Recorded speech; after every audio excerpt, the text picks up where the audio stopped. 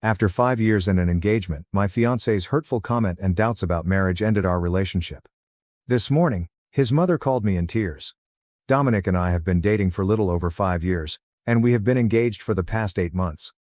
We met at a housewarming party through mutual acquaintances, just two folks who got along because they disliked IPAs and liked 90s cartoons. After dating for a year, moving in after 2, adopting Beans at 3, and getting engaged last summer, our relationship progressed. Simple proposal, Saturday morning hike to our favorite vista, where he eagerly removed the ring box from his pocket. Yes, I said. We quickly chose October and have been preparing everything, mostly me while he nods. Dominic started making odd statements while arranging our wedding 3 months ago. Uncertain, not negative.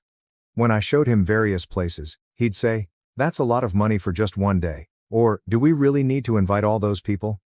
I ignored it as male behavior or economic concerns. Later, my wedding texts were answered late. When I sent him caterer options, he'd reply hours later with "looks fine," or "whatever you want." When I asked if everything was well, he'd say he was busy at work, his construction company had some big projects. Last month, he spent more time with coworker Paul. They had beers or watched games at Paul's house after work. Again, nothing special, but more often. He seemed distant when he got home, checking his phone more and paying less attention. I tried to tell my best friend, Lena. She suggested a date night to bond over pre-wedding worries. Last Friday, I made reservations at a new Italian restaurant downtown, wore a nice dress, not something fancy, just something I hadn't worn in a while, and bought Dominic's favorite beer to keep in the fridge. Date night failed. He barely spoke during supper. He revealed that he wasn't sure he was ready when I mentioned finalizing our honeymoon plans. Everything, from honeymoon to wedding and marriage. Shocked. He was uncertain after 5 years together and 8 months engaged. He recalled talking to Paul about how marriage changes things and mentioned Paul's brother's terrible divorce when I asked. As the conversation grew, I tried not to make a noise in the restaurant while feeling like my life was falling apart. We barely touched our entree. Silence and tension permeated the ride home. He avoided talking at our apartment, saying he wanted time to think before sleeping on the couch. The next morning was awful. We navigated a shared Airbnb like strangers. He suggested lunch with Paul and coworkers in downtown sports bar The Rusty Nail and watch the game. Too emotionally exhausted to protest. A few hours later, Lena called to tell me to leave the flat. We had coffee, and I unpacked everything. Lena listened intently, suggesting Dominic was worried about the wedding. I usually decompress by wandering Target after coffee. I bought useless throw pillows and shampoo because retail therapy is therapy, right? By early evening, I was relaxed and went home. Kyler, Dominic's coworker whom I met at the business Christmas party, texted me as I drove into our apartment complex. The message inquired about my well-being and noted that the Rusty Nail had gotten strange. I called Kyler instead of messaging. He was initially hesitant to talk, but after some coaxing, he did. The boys had been bugging Dominic about wedding plans, and when Paul asked if he was ready to be with one woman forever, Dominic expressed doubts. Dominic, evidently drunk, said, "If you were prettier, I'd be more excited about marrying you." Paul asked him what was holding him back, and Dominic laughed. Kyler told me he and other guys confronted Dominic about the comment, but Dominic got defensive and said they couldn't take a joke. I cried for 20 minutes in my car after that call. The man I loved for 5 years, whom I believe loved me, joked about my appearance as a reason he wasn't ready to marry me. Dominic was asleep on the couch as I entered, still in his clothes. The place reeked of old beer. I locked Beans in the bedroom. I smelled Dominic's apology meal, coffee and bacon on Sunday morning. He looked hungover and sheepish, like food would fix everything. I told him what Kyler told me, and his face dropped. He claimed ignorance and inebriation to lessen the situation. He said he murmured something dumb to stop the boys taunting him for being strapped down. He exacerbated, guys being guys, by supporting them. We discussed him humiliating me in front of his friends, but he denied that was his goal. He said that he was worried about wedding costs and pressure, but I couldn't get over how he exploited my beauty as a cruel joke. I couldn't stay at his flat. I took my handbag to Elliot's apartment. My brother has always been my refuge in tough times. When I told him what happened, he was furious and ready to face Dominic. I calmed him by stating I needed space and a place to stay until I thought things out. Dominic texted apologies and invitations to chat at home throughout Sunday. Only once did I say I needed time. I phoned in sick on Monday because I couldn't handle taking dentist office calls while pretending everything was fine. About 9 a.m., Valerie, Dominic's mother, called Monday morning. We've always gotten along, and she's been more supportive than my mother, who lives in Florida with husband number 3. She seemed agitated, saying Dominic had called her the night before and I needed to know something. She asked if we could meet somewhere to chat, so I'm waiting in my car outside the coffee shop where I'm supposed to meet Valerie in 15 minutes, wondering what else to know and if my 5-year relationship is over. I never thought I'd write this. I keep looking at my engagement ring, wondering whether I should have expected this. Was I wrong, or did things shift so fast? Should I follow Valerie? How could she say anything to fix this? First, I'd like to thank everyone for their overwhelming support of my initial piece. I wasn't expecting thousands of comments. I tried to read as many as I could between weeping bouts and stress-eating emergency Oreos from my brother's pantry. I met Valerie, Dominic's mother, and I'll discuss it at the end of this update. So much has happened in the past 2 days, and I'm still processing everything. I called in sick again after publishing on Monday. I had just 2 sick days in the preceding year and sounded like death on the phone, but my supervisor was nice. I spent most of the morning in Elliot's spare room, storage closet, reading your comments and organizing my thoughts.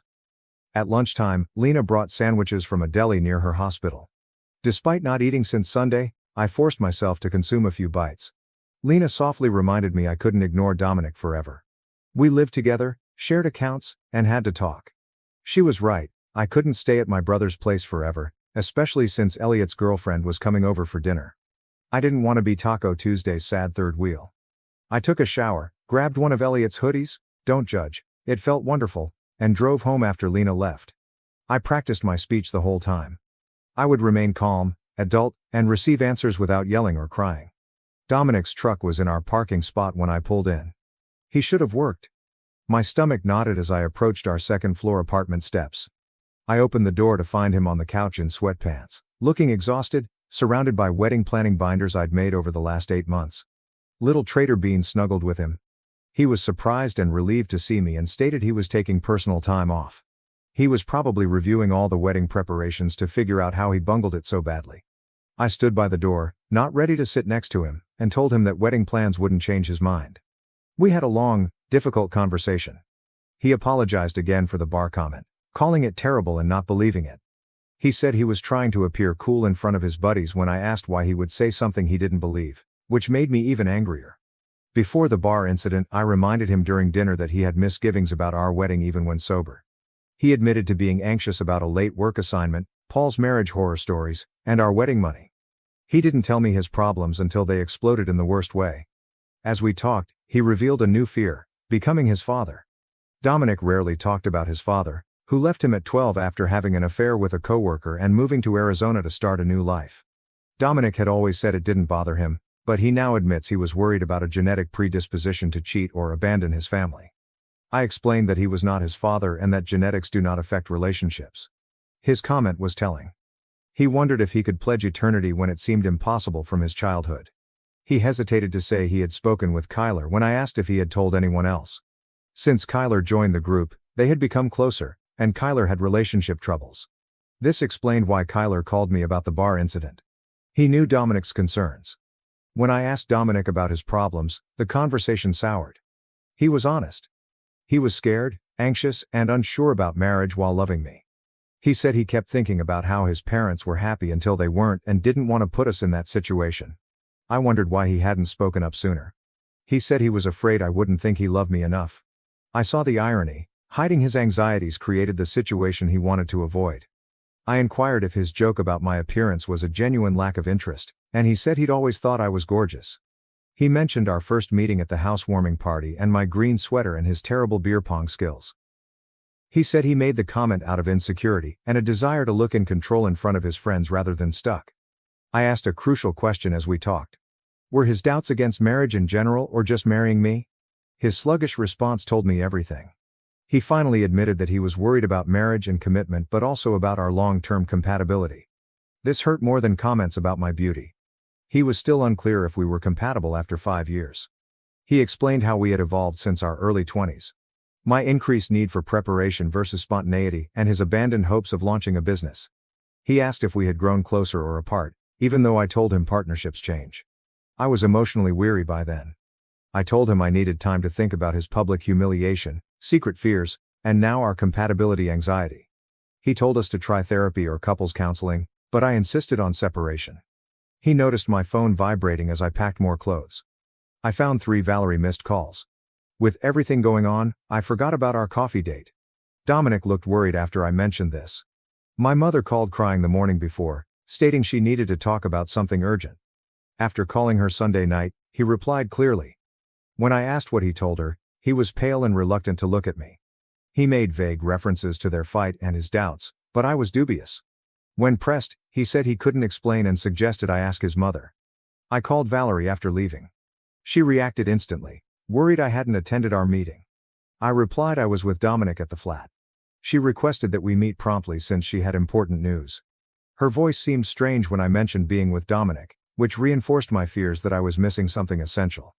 After agreeing to meet Valerie in 30 minutes, I asked Dominic what his mother knew that I didn't. Remorse and resignation filled his face when he looked up.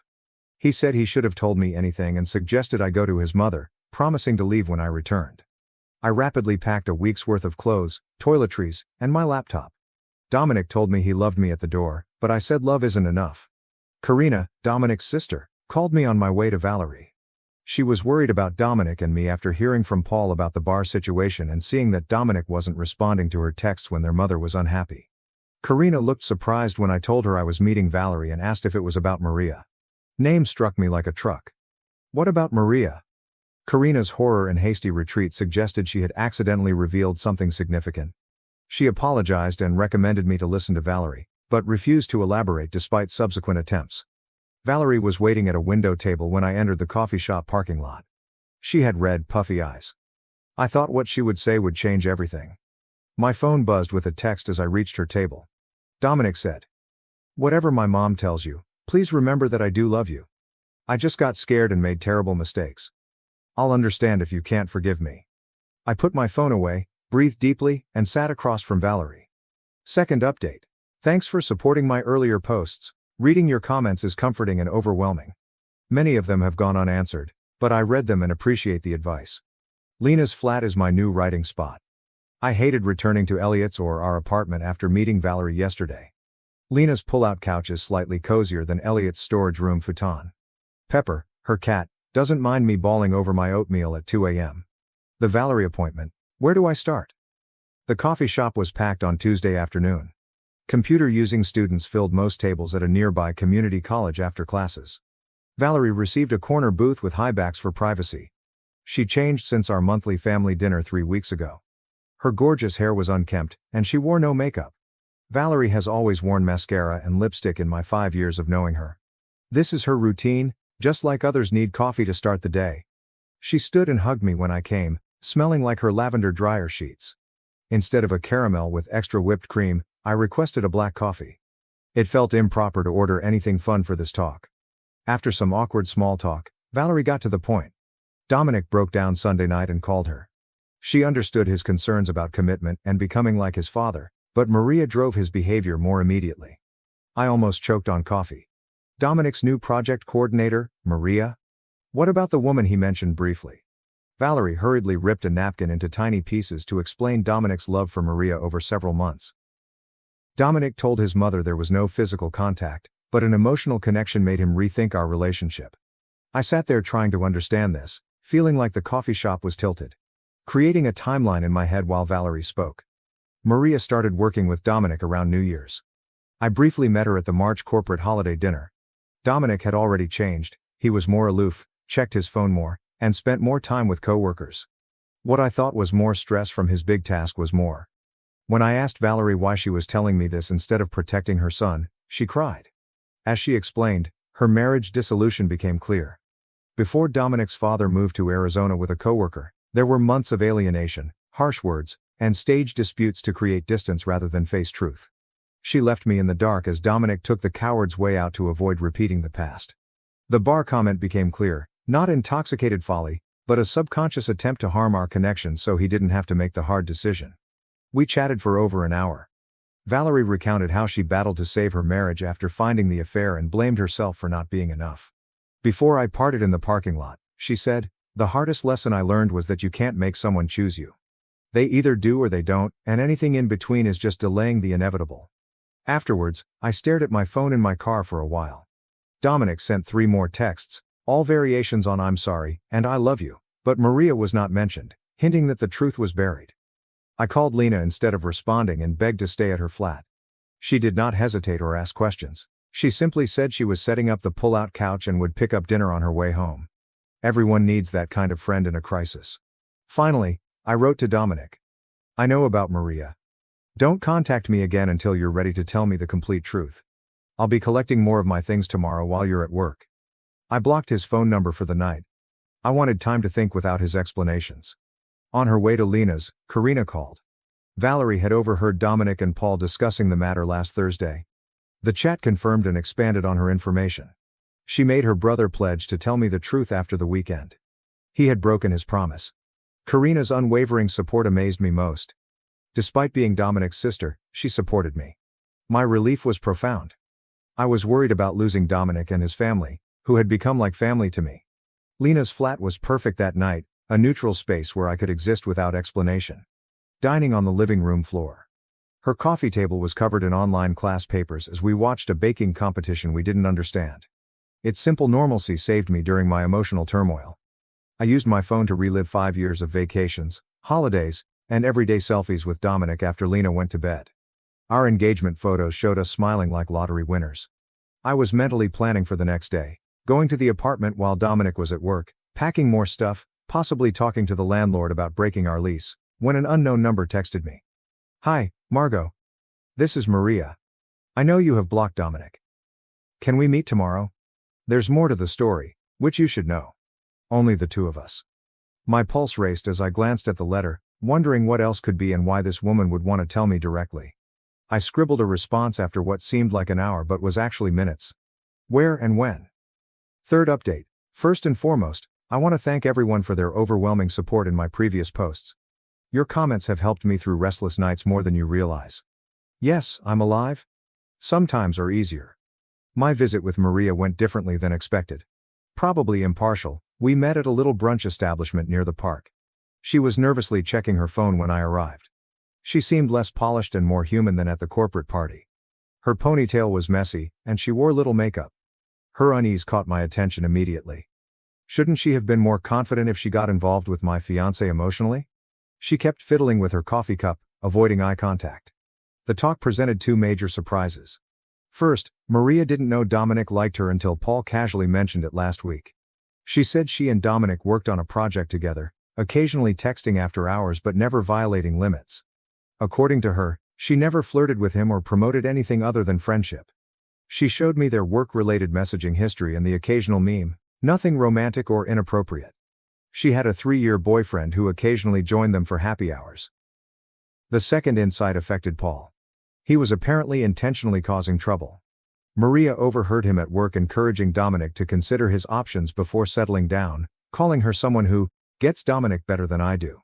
She explained that Paul had been telling everyone at work that Dominic was having second thoughts about the wedding, joking about him being trapped and missing out on his freedom. After our meeting, I felt unusually peaceful. Maria wasn't the monster I expected. She was a victim of Dominic's manipulation and frailty. Before leaving, she said, "You seem like someone who understands their worth. Don't let anyone make you doubt it." My perspective and tactics changed after the encounter. The focus shifted from Dominic and me to Paul's detrimental influence, Dominic's family, and my role in this. I emailed Karina later to organize a neutral family gathering at her place because I wasn't ready to be alone with Dominic. She agreed fast. I remember yesterday's lunch. Her small yet pleasant flat was organized by Karina. She ordered simple pasta and salad from the Italian restaurant near her building. Valerie arrived first, then Paul. He attended because Karina insisted, and Dominic, who looked exhausted, did too. First 20 minutes were terrible. We ate pasta at Karina's dining table, talking about the weather and her new coffee table. The elephant in the room was almost eating our meal, but no one wanted to confess it. Finally, Valerie broke the silence by reiterating that we were there to face what had happened and find a solution, not to socialize. That opened the floodgates. I told Paul all I learnt from Maria, watching Paul's expression. The uncertainty and defensiveness in his face said it all. He tried to help his friend, but Karina cut him off immediately. Dominic sat calmly, staring at his unturned pasta. He confessed that Maria had been pleasant, but he had twisted it out of fear of becoming his father. Valerie recoiled at that comment. Dominic seemed embarrassed when I told the joke at the bar. He said it was his cowardice, not Maria. Paul was teasing him about being whipped, So he shouted something mean to appear cool. Dominic says my appearance never mattered. Paul dismissed it as guy talk, but Karina reminded everyone that Dominic and I were getting married in 3 months. That simple comment, a reminder of our fast approaching wedding, hit me hard. After sending save the dates and paying deposits, my dress was hanging in Lena's spare closet for final modifications. I subtly remarked that I no longer believed the wedding would happen. The room quieted. Dominic began to protest, but I stopped him.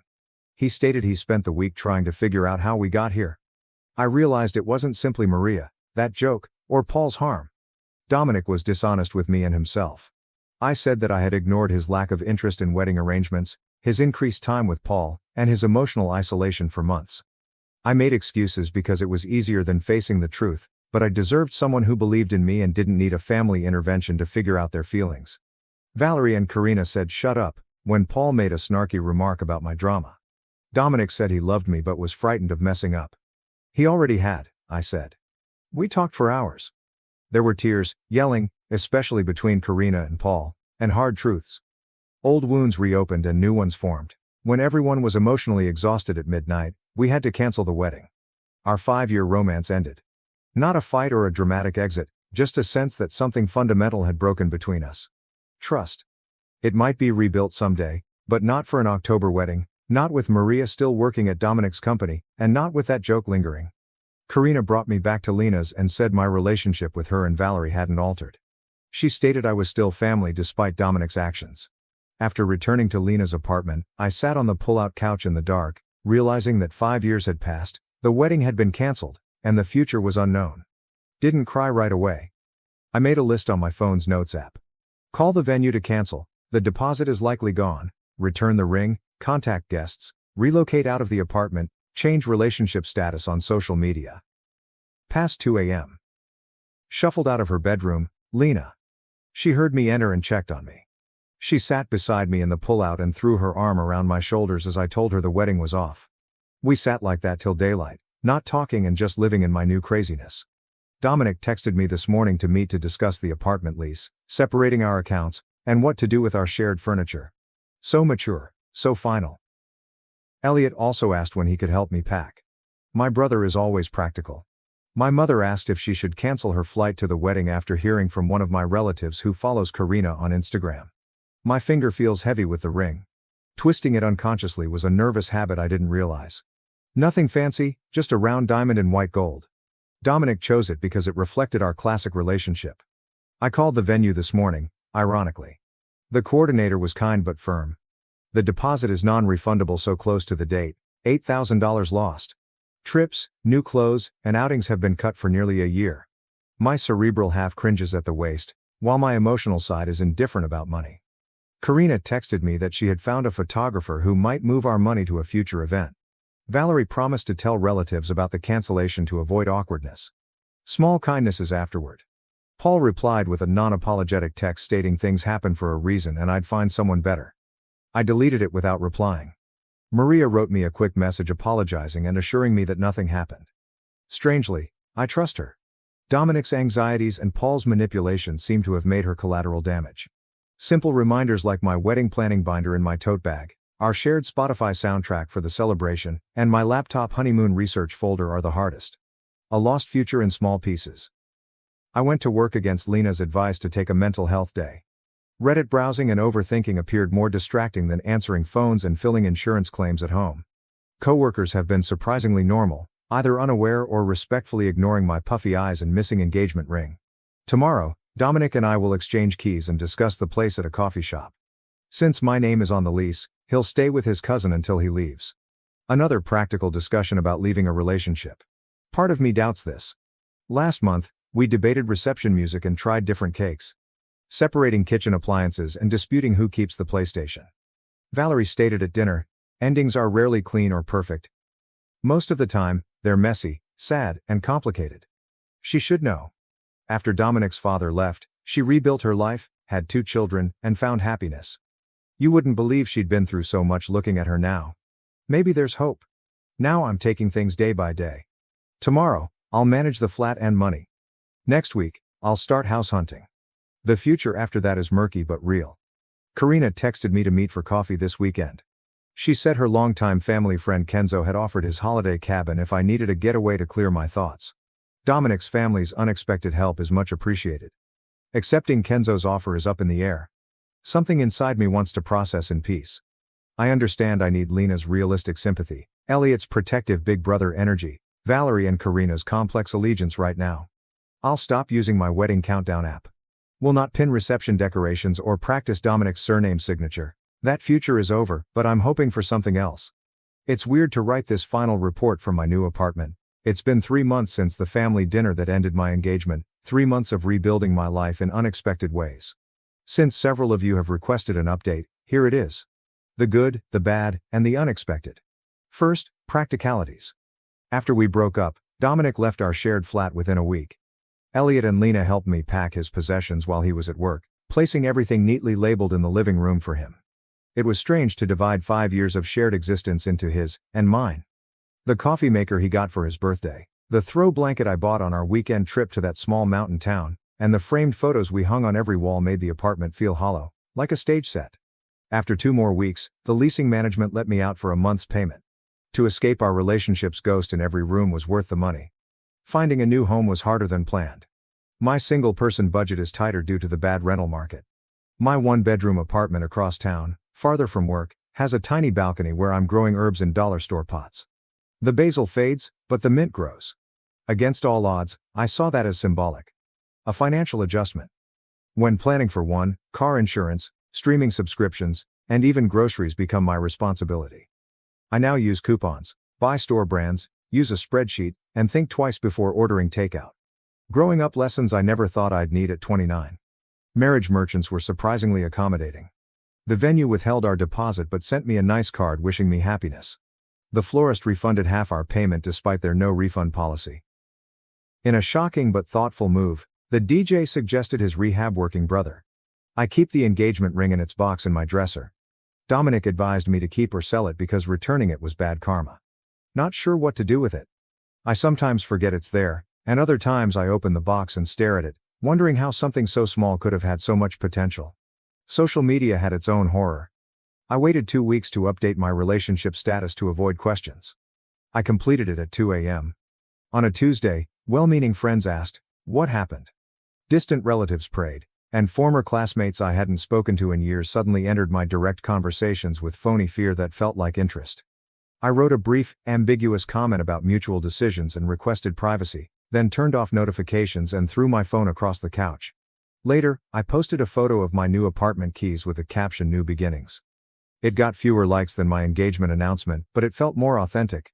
Since the breakup, we've talked about practical issues like mail that arrived at the wrong place, the shared cloud storage account we forgot to separate, and returning a borrowed air fryer to his sister. Each conversation was polite but tense, like acquaintances forced to make small talk in an elevator. He still works for the same job, is friends with Paul, though Karina says they had a falling out recently, and Dominic contacted me last month and asked if we could meet. We hadn't seen each other since the key exchange at the apartment, and I was curious about his goals. We met in a coffee shop near my new apartment, as Lena half-jokingly suggested. He was leaner, had larger circles under his eyes, and wore a shirt I didn't recognize. After 10 minutes of stiff small talk about work and the weather, he took out a journal and said, "I've been seeing someone." And my heart stuttered before he said, "A therapist." The notebook was part of his therapy, daily reflections on patterns and habits he wanted to change. He'd been reflecting on his relationship with his father, his friendship with Paul, and how he treated me. He didn't ask for forgiveness or recon. "I should have done this years ago," he said. "Maybe things would have been different." He was the most self-aware I'd ever seen, and I hoped treatment would help him, not for my sake, that ship has sailed, but because carrying so much unresolved familial pain was exhausting. "I'm glad," he said. "They need good people in their lives." One of the oddest parts of this separation has been keeping in touch with Dominic's family. Valerie texts me weekly, usually with hilarious memes or garden updates. Karina and I get breakfast every other Sunday at this small cafe midway between our apartments. I'd like to think this tragedy has given me a profound awakening, allowing me to rediscover myself. Some days, I feel emancipated, relieved that I didn't marry someone who could harm me so carelessly. Other days, when my hot water heater breaks or I can't reach something on the high shelf Dominic would have retrieved for me, I miss the practical benefits of collaboration. I've also started therapy, not because of the breakup, but because it made me realize how much I compromised myself in that relationship, how many red flags I'd ignored because they were wrapped in familiarity, and how much of myself I'd sacrificed to accommodate Dominic's needs and insecurities.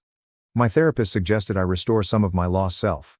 Dating again seems far off, even though my coworkers have started suggesting I meet this great guy they know. I'm still learning how to be comfortable in my own company. The most unexpected resulted from canceling our honeymoon. We'd planned a 10-day trip to the coast and rented a little home with a veranda overlooking the water. Then Lena suggested something radical. Go on the trip alone. You've never traveled alone, she said. Maybe it's time.